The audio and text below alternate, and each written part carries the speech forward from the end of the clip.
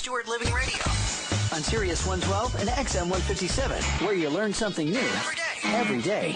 This is Living Today. I'm Mario Bosquez. Thanks so much for being here. Remember, you can friend me on Facebook, Mario Bosquez at Facebook, and join my cooking challenge, Mario's Weekend Cooking Challenge. It's a group open to everybody. Love to have you be part of the cooking, baking experience once a month on the weekends. Right now, though, we're thinking ahead. Well, we're thinking immediate thoughts of Father's Day, doing something special for Dad of a sweet nature. And joining us to tell us all about that is Nisha Sidhu. She is the co-owner of Cocosala in Washington, D.C. Chocolate for Father's Day, the topic of the day. Chef, welcome to Living Today. How are you? Mario, thank you. Thank you for being here. Thank you so much for having me. I was so savoring the recipes you sent along. Thank you so much for that.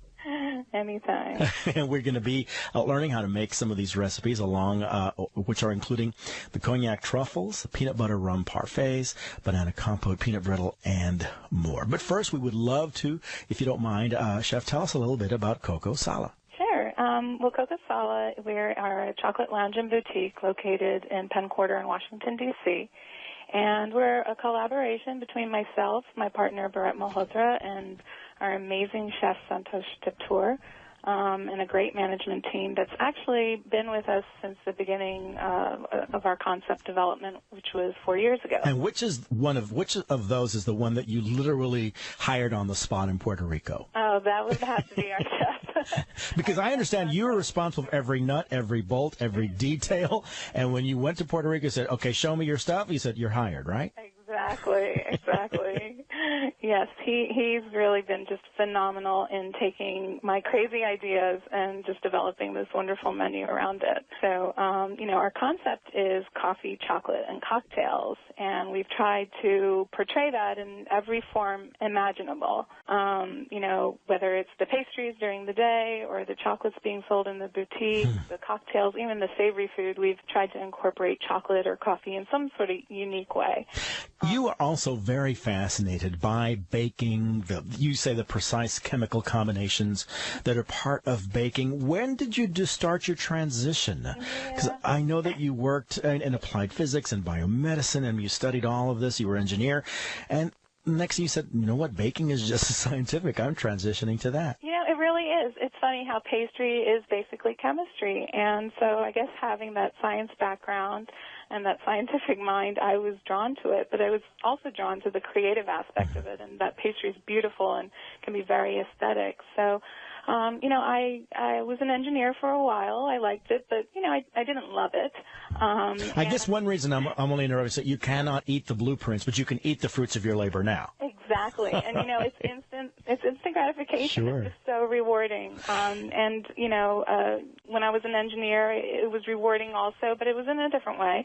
I gave up engineering to be a stay-at-home mom. So I was a mom, for a while at home. And when my kids were old enough to go to school, I told my husband, rather than going back to engineering, I would love to go to culinary school. Hence l'Académie de Cuisine. Yes, l'Académie de Cuisine here.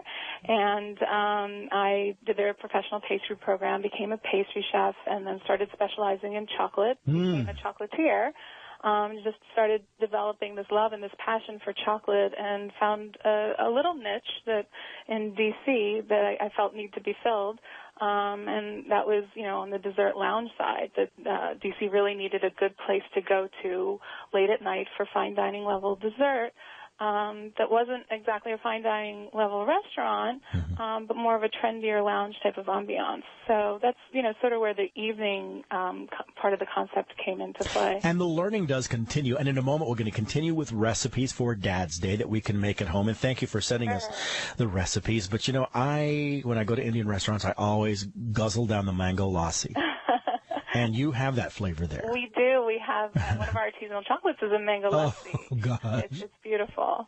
Okay, I'll give you the shipping address in a moment. No, I'm kidding. We have chipotle, the mango lassi, peanut butter and jelly, and you are very thorough about the chocolate trainings that they do continue. Yes, definitely. We continuously train our staff on tasting chocolate and how to explain it to our customers. We also do chocolate tasting classes, fun pairing classes with champagne. We have a scotch and chocolate tasting class that's coming up right after Father's Day. So, we definitely like to play around and teach customers at the same time the differences in chocolate and how they can really be savored. For your questions, 866-675-6675, or visiting with Nisha Sidhu, co-owner of Sala in Washington, D.C., and share with us your location again. We're located at 929 F Street, Northwest in Washington, D.C., right by the Spy Museum, Portrait Gallery. Great location. Don't worry, we'll follow the scent of the cocoa. For Father's Day, what ideas come to mind that we can make at home? Well, I have a nice recipe for some cognac truffles. Pretty simple, can be modified to your taste depending on what type of cognac you enjoy. It's a simple mixture of cream and a high-quality chocolate with the addition of a little bit of butter and some cognac. And, they can be done casually by just hand-rolling them and then rolling them around in some cocoa powder or some chopped nuts.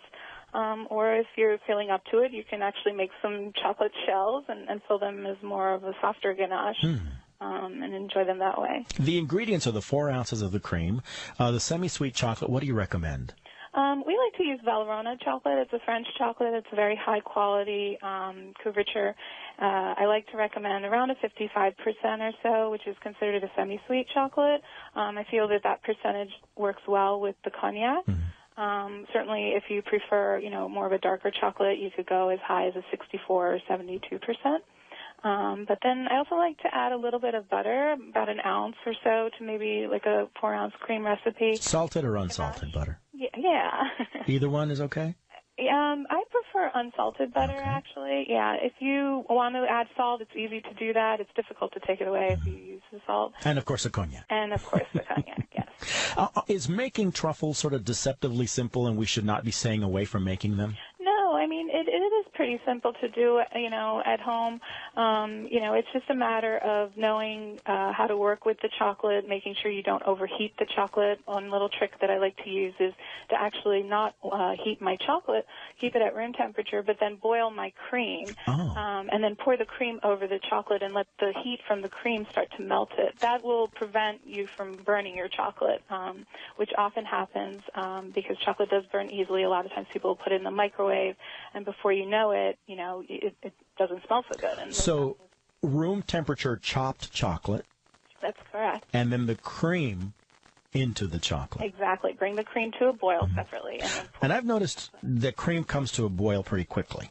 It does, yeah. You need to watch it because all of a sudden, it'll start to simmer and then all of a sudden it'll start to boil over. There's no in between. Yes. Well, you say 1 tablespoon of the glucose. Where can we find that, or any possible substitutions to that? Sure, you could use like a light corn syrup, which you find in every grocery store now, like a Caro Light syrup, to substitute that for glucose, and that'll basically help prevent any crystallization of your sugar, so you maintain that nice creamy consistency of the truffle. And the glucose, again, this can be purchased? Yes. Mm-hmm. Many specialty stores? Yeah, any specialty stores.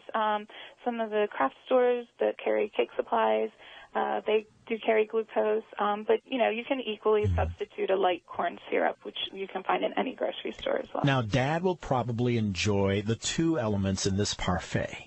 Let's talk about them, the peanut butter and the rum. Yeah. Why mess around, right, Chef? Exactly. This is a great dessert because it can really be adapted to whatever your occasion is. So you can build these parfaits in small shot glasses if you're doing a cocktail party, or you could build them in larger wine goblets if you're doing more of a seated dinner type of dessert. And what it consists of is peanut butter mousse, peanut butter chocolate mousse, banana compote to which we've added some rum, a little piece of chocolate cake which we've soaked in some more rum, some peanut brittle, some strawberry marmalade, and then it's topped off with some extra chocolate ganache. So it's really sort of a twist on the PB&J, but then glorified with the bananas and the rum, and it's just really nice. Oh, my gosh. We do have all these elements, the recipes to them, and I would imagine lots of these you can just serve on their own. You really can. I mean, I got to tell you, this is probably the best peanut brittle recipe I've come across. It's not the kind of peanut brittle that sticks to your teeth. It's really very nice. So, I encourage everybody to try even just that on its own, maybe even drizzle it with some more melted chocolate to enjoy as a candy. But then it can also be used as a component crushed up and maybe folded into some ice cream to build, sundaes, or as we've used it here in our parfait, to add a little bit of texture and crunch.